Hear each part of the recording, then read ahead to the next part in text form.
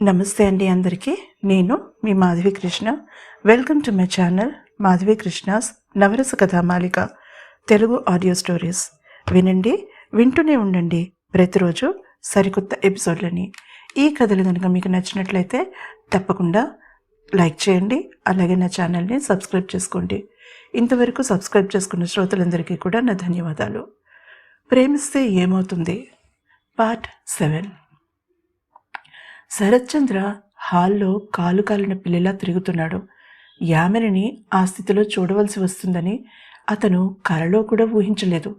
చిక్కి శల్యమైపోయిన ఆమె అసలు యామిని అవునా కాదా అని అనుమానించడమే కాకుండా తను భ్రమపడ్డాడేమో అనుకున్నాడు కూడా. కానీ ఆమె స్పృహలోకి వచ్చి మాగన్నుగా తన కళ్ళలోకి చూసినప్పుడు ఆమె పేరు అడిగాడు. ఆమె సమాధానం విన్నాక ఊపిరి పీల్చుకున్నాడు. దాహంగా ఉందన్నప్పుడు ఆమెకి నీళ్లు పట్టడానికి ప్రయత్నించినప్పుడు గమనించాడు ఆమె విపరీతంగా వణకడం. ముందు భయపడుతున్నట్టుందనుకున్నాడు. ఆమె చేతిని తన చేతుల్లోకి తీసుకున్నప్పుడు అతనికి అర్థమైంది ఆమె తీవ్రమైన జ్వరంతో బాధపడుతోందని. వెంటనే థర్మామీటర్తో టెంపరేచర్ చూశాడు. 103 ఉంది. ఏం చేయాలో అర్థం కాని అయోమయంలో పడ్డాడు ఒక నిమిషం సేపు. ఒకసారి అక్క మృణాలినికి చాలా తీవ్రంగా వచ్చింది జ్వరం. అప్పుడు తన తల్లి రాత్రంతా బట్ట తడిపి ఆమె నుదురు మీద పెట్టడం గుర్తుకొచ్చింది. వెంటనే లేచి బాత్రూంలోకి నడిచాడు. మెత్తని తువ్వాలు తీసుకుని చల్లటి నీటిలో తడిపి బయటికి తీసుకొచ్చాడు. మంచం మీద పడుకుని ఉండవలసిన ఆమె లేకపోవడంతో అదిరిపడి ఒక్క ఉదుటిన హాల్లోకి చేరుకున్నాడు. అక్కడ నేల మీద పడుందామె. ఏదో పలవరిస్తోంది. ఏమిటో అర్థం కాలేదు అతనికి. ఒక్క అంగలో ఆమెని చేరుకుని ఆమెని చేతుల్లోకి తీసుకుని బెడ్రూమ్లో మంచం మీద పడుకోబెట్టాడు. ఈదురుగాలికి వణుకుతున్న చిగురుటాకులా ఆమె కంపించిపోతుంటే గబగబా ఆమెకి రగ్గు కప్పాడు. అయినా వణుకు తగ్గకపోవడంతో ఆమెని పక్కకి జరిపి తను ఆమెని హత్తుకున్నట్టుగా పడుకుని ఇద్దరికి కలిపి రగ్గును కప్పాడు. అతని గుండెలపై తలవాల్చి పడుకున్న ఆమె అప్పుడు శాంతించినట్టయి ప్రశాంతంగా పడుకుంది. అతనికి మాత్రం ఆమె శరీరంలో నుంచి వస్తున్న వేడి అశాంతిని రగిల్చింది. ఆమెకి ఇబ్బంది కలగకుండా తన సెల్ తీసి తనకు బాగా తెలిసిన డాక్టర్కి కాల్ చేశాడు. అప్పటికే సమయం తెల్లవారుజాము 5 కావస్తోంది. అవతల నుంచి హలో అని వినిపించగానే ఆ టైంలో కాల్ చేసినందుకు క్షమించమని అడుగుతూనే పరిస్థితిని వివరించాడు. అటు నుంచి తాను వచ్చి పర్సనల్గా చూస్తానని సమాధానం రావడంతో తృప్తిగా తల పంకించి థ్యాంక్స్ చెప్పి కాల్ కట్ చేశాడు శరత్చంద్ర. డాక్టర్ గొంతులో విసుగు కానీ నిద్రమత్తు కానీ లేకపోవడం గమనించాడతను. అతనికి అలాంటి కాల్స్ అటెండ్ అవ్వడం అలవాటన్నట్టుగా చాలా మర్యాద నిండినట్టుగా వచ్చాయి సమాధానాలు. చిన్నగా నిట్టూర్చాడతను. అతని ఆలోచనలు తనలోకి గువ్వలా ఒదిగిపోయి నిద్రపోతున్న యామిని మీదకి మరలాయి. ఆమె అలా తన పక్కన ఉండడం అతనికి అనుచితంగా అనిపించకపోగా తనలో గూడు కట్టుకుని ఉన్న అశాంతి దూరమైపోయినట్టుగా అనిపించింది. ఆమెని బయట ప్రపంచానికి తెలియకుండా ఇక్కడే బంధించి ఉంచేయాలనిపించింది. ఆమె తల పైభాగాన్ని ఆర్తిగా నిమిరాడు. ఆ క్షణంలో హఠాత్తుగా గుర్తొచ్చింది అతనికి ఆమె ఏ పరిస్థితుల్లో తన వద్దకొచ్చిందో. ఆమెను చుట్టుకున్న అతని చేతులు బిగుసుకున్నాయి. ఆమె ఆత్మహత్య చేసుకోబోయింది. ఆ పనికి ఆమెను పురిగొల్పిన వాళ్ళని చిత్రహింసల పాలు చేసి మరీ చంపాలన్నంత కసి బయలుదేరింది అతనిలో. ఆమె అసహనంగా కదలడంతో నెమ్మదిగా ఆమెని మామూలుగా పడుకోబెట్టి అతను మంచం దిగాడు. బెడ్రూమ్ బాల్కనీ దగ్గరికి నడిచి తలుపులు మూశాడు. అలాగే హాల్లో నుంచి బాల్కనీలోకి వెళ్లే తలుపును కూడా మూసేశాడు. డాక్టర్ కోసం ఎదురు చూస్తూ హాల్లో అసహనంగా పచారులు చేయడం ప్రారంభించాడు. నెమ్మదిగా కళ్ళు విప్పిన యామిని అలవాటు ప్రకారం బెడ్ పక్కన ఉండే చిన్న టేబుల్ వైపు చెయ్యి చాపింది అలారం ఆపడం కోసం. కానీ చేతికి గాలి తప్ప ఏదీ తగలకపోవడంతో పూర్తిగా కళ్ళు తెరవడానికి ప్రయత్నిస్తూ చుట్టూ చూసింది. తన బెడ్రూమ్ కాదు. లేని ఊపిక తెచ్చుకుని లేచి కూర్చోవడానికి ప్రయత్నించింది. కానీ ఆమె వల్ల కాలేదు. గుండె చిక్కబట్టినట్టుగా అయ్యి ఆమె కళ్ళల్లో నీళ్లు తిరిగాయి. ముందు రోజు జరిగింది లీలగా గుర్తొచ్చింది ఆమెకి. అంతలోనే మగత కమ్మి నిద్రలోకి జారిపోయింది. మళ్ళీ ఆమెకి మెలకువ వచ్చేసరికి గదిలో నీలిరంగు వెలుతురు పరుచుకునుంది. ఆమె కుడి చేతి వైపు చూసుకుంది. డ్రిప్ పెట్టినట్టుగా తెలుస్తూ ఉంది. సెలైన్ బాటిల్లో నుంచి చుక్క చుక్కగా తన శరీరంలోకి ప్రవేశిస్తున్న ద్రవ పదార్థాన్ని తదేకంగా చూస్తోంది యామిని.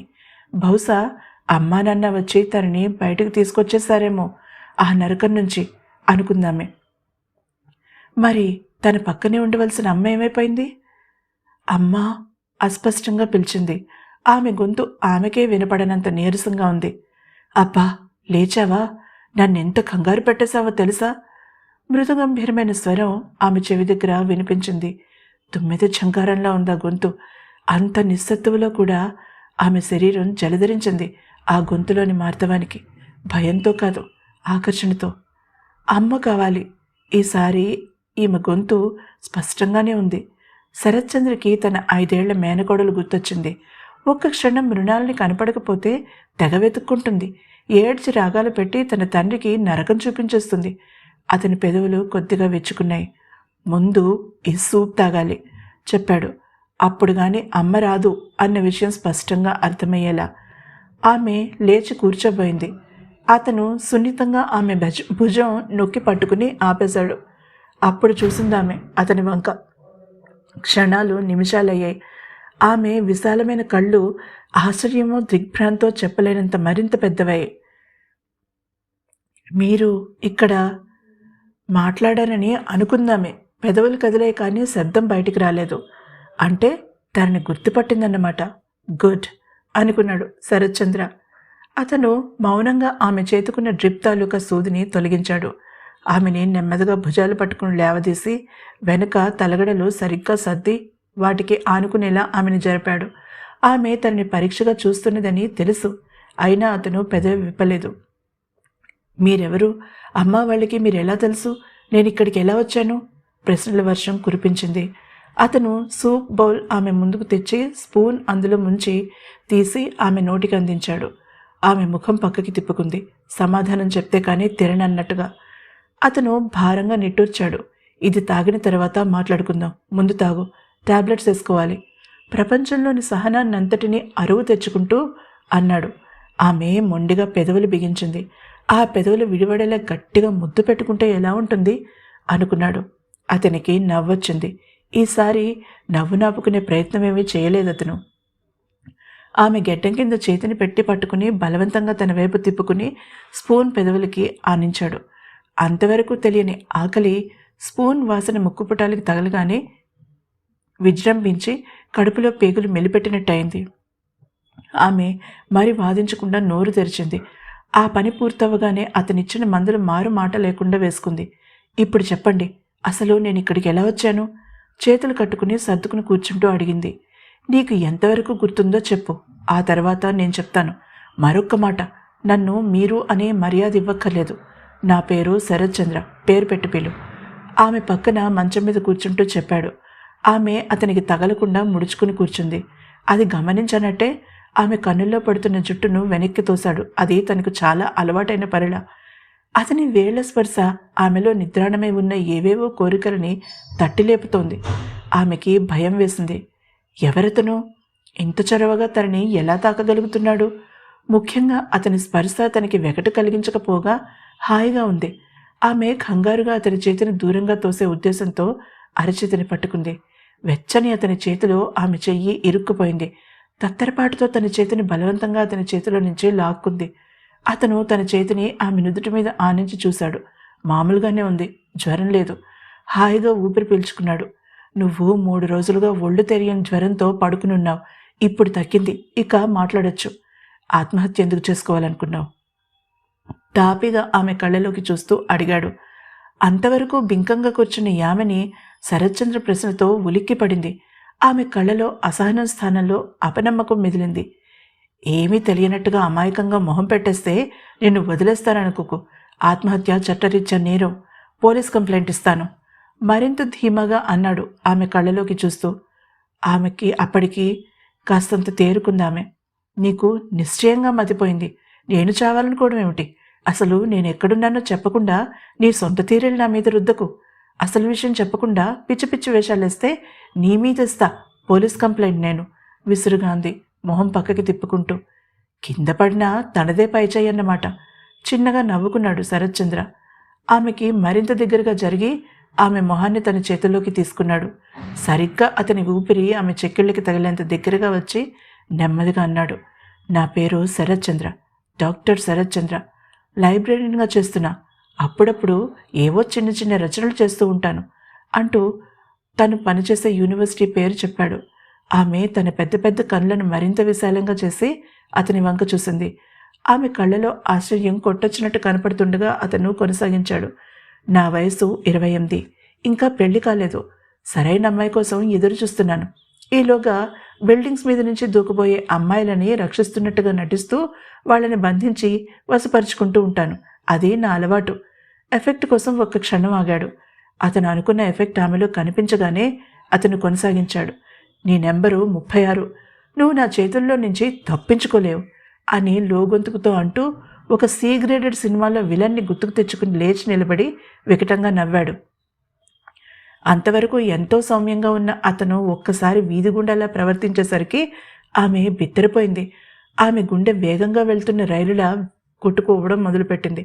తప్పించుకోవాలని చూసావో, నీ చేతులు కాళ్ళు బంధించి నిన్ను కొరుక్కు తింటా. ఆమె మీదకి వంగుతూ ఒక కనుబొమ్మ పైకెత్తి అన్నాడు. ఆమె చిగురుటాకులా వణకడం అతనికి స్పష్టంగా కనిపించింది. ఆమె నుదుటి మీద చిరు చెమటలు అలుముకున్నాయి. ఆమె కనురెప్పలు భయంతో అల్లల్లాడాయి. చీకట్లో వేసిన బాణం సూటిగా తగిలింది. తెలివైన శరత్చంద్రకి ఆమె సమస్య చూచాయగా అర్థమైంది. కానీ పూర్తిగా అర్థం కావాలంటే ఆమె నోరు విప్పాలి. ఇనుము వేడిగా ఉన్నప్పుడేగా దెబ్బ వేయాలి. అతను ఆమెకు మరింత దగ్గరగా జరిగి మీదకి వంగాడు. ఆమె భుజాలపై చేతులేసి ఆమెను వెనక్కి తోసి ఆమె మీదకి పూర్తిగా ఒరిగాడు. Stop it! నన్ను తాకావంటే చంపేస్తాను. పో, దూరంగా పో. నేను చావనైనా చేస్తాను కానీ నీలాంటి వాడికి లొంగను. నా భర్త చేతకానివాడు కానీ నేను కాదు. అతన్ని బలంగా వెనక్కి తోసి మంచం దిగి దూరంగా పరిగెత్తబోయింది. ఆమె అంత వైల్డ్గా రియాక్ట్ అవుతుందని ఊహించని అతను వెనక్కి తూలాడు. తనని తాను సంభాళించుకుని వెనక్కి తిరిగేసరికి ఆమె గుమ్మం దాకా వెళ్ళిపోయింది. కానీ ఇంకా నీరసంగా ఉండడంతో కళ్ళు తిరిగినట్టయి తలుపు పట్టుకుని కిందకి జారిపోయింది. ఆమె స్పృహ కోల్పోయిందని అర్థమైన అతను నెమ్మదిగా ఊపిరి పీల్చుకున్నాడు. ఆమె ఒంటి మీద కేవలం టీషర్ట్తో అలా బయటికి పరుగు పెడితే తాను ఎలా సమాధానం చెప్పాలో తెలియక సూప్లో పడిపోయేవాడు. నెమ్మదిగా వచ్చి ఆమెను చేతుల్లోకి ఎత్తుకుని జాగ్రత్తగా మంచం మీద పడుకోబెట్టి దుప్పటి కప్పాడు. సరదాగా ఏడిపించడానికి మొదలుపెట్టిన నాటకం సీరియస్ టర్న్ తీసుకోవడం ఒక రకంగా మంచిదే అయిందనిపించింది అతనికి. ఆమె బెడ్ పక్కనే రాకింగ్ చైర్లో కూర్చుని ఆమె వంకే తదేకంగా చూస్తూ ఆలోచించాడు. అతనికి తను చేయవలసింది బోధపడింది. వెంటనే తన సెల్ తీసి విహారికి కాల్ చేశాడు. ఆమె ఉలిక్కిపడి కళ్ళు తెరిచింది. ఆమెకి విషయమంతా గుర్తొచ్చింది. ఒక దుర్మార్గుడిని తప్పించుకుని ఇంకొక దుర్మార్గుడి చేతిలో చిక్కుంది. ఎలా ఇప్పుడు తప్పించుకోవడం? ఆలోచిస్తూనే నెమ్మదిగా లేచి కూర్చుంది. కానీ ఎంత ఆలోచించినా శరత్చంద్రని దుర్మార్గుడిగా ఊహించుకోలేకపోయింది. అతని వెచ్చని ఊపిరి తనని తాకినప్పుడు తనకి భయం వేయలేదు సరికదా, ఇంకా ఏదో కావాలని కోరిక కలగడం గమ్మత్తుగా అనిపించింది. అతని అందమైన పెదాలు తన పెదవులను అడ్డుకుంటే ఎలా ఉంటుందనే ఊహ ఆమెని కలవరపరిచింది.